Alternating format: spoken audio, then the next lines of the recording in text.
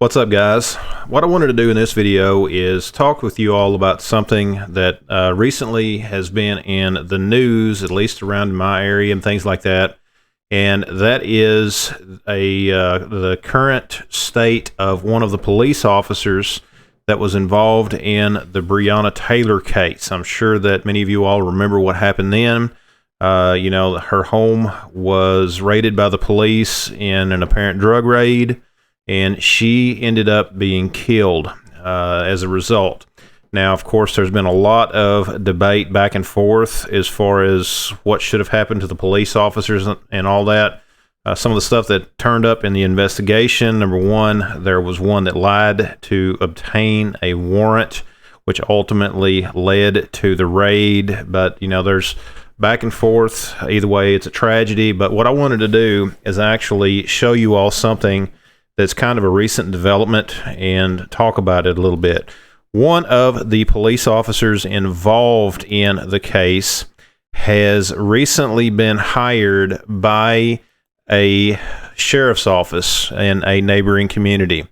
Okay, and you can see here from the AP, ex-officer who fatally shot Breonna Taylor hired as a deputy.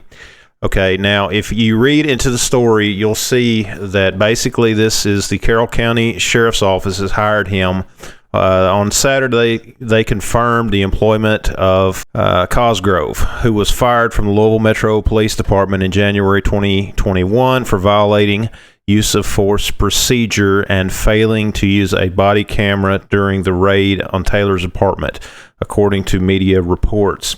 What I wanted to do is actually dig in a little deeper into this particular case and talk about why I don't think this guy should still be a police officer. Now, there's a lot of back and forth out there as far as what different people have views on this, but they did investigate and they chose not to charge him with a crime. But in the very least, because of something that he did, I don't think this guy should necessarily be on the police force. What I've got highlighted here is another AP article talking about that as well. And in fact, the first article links to this article in particular. Now, according to this article, the investigation said Cosgrove fired 16 rounds into the apartment after the front door was breached and Taylor's boyfriend fired a shot at them. Federal ballistics experts said they believe the shot that killed Taylor came from Cosgrove. Now, there's more to it, and this, as the next sentence, is exactly why I don't necessarily think that he should be a police officer anymore. Gentry wrote, and now the Gentry that they're referring to here is the police chief in Louisville Metro Police Chief.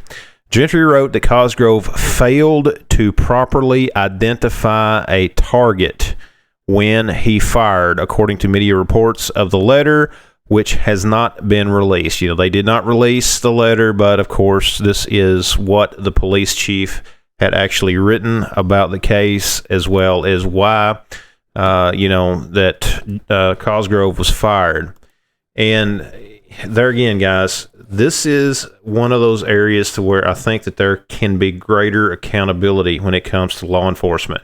I am not one of these anti-police guys or anything like that, although I do think that there's a serious need for accountability. I'll just say that. People that go into law enforcement, the ones that are good, they follow the Constitution, they're there to help their communities, those are the guys that I support. But the ones that go out there, they throw their oath, they treat it like nothing. They go out there, they violate people's rights. They do not need to be on the force. Now, this case in particular, the reason that I wanted to look at it is because where he was hired as a deputy, the fact that he failed to identify a target and ended up killing someone who was not the original suspect should be grounds alone for him not being a police officer. That is a tragedy whenever something like that happens, whenever anyone loses their life. But in a situation like this is where there seriously needs to be a strong look at the qualified immunity This is where, that needs to be reformed. The guy failed to identify the proper target. We're not even going to talk about the body camera stuff. I think that he should have had one. I think that we would have had a better understanding of more of what happened there, which we all know pretty much what happened. But at the same time, yes, he should have worn one. But I think, in my opinion, I really think the fact that he failed to identify the target, as this letter states, and then just opened fire, just fired randomly, that alone is enough to disqualify him from being a police officer. Because, that is I guess you could say, as we see from the Breonna Taylor case, a serious issue. She lost her life because of the shots fired. And yes, there's a lot of things that can be said. Don't have people that sell drugs in your house.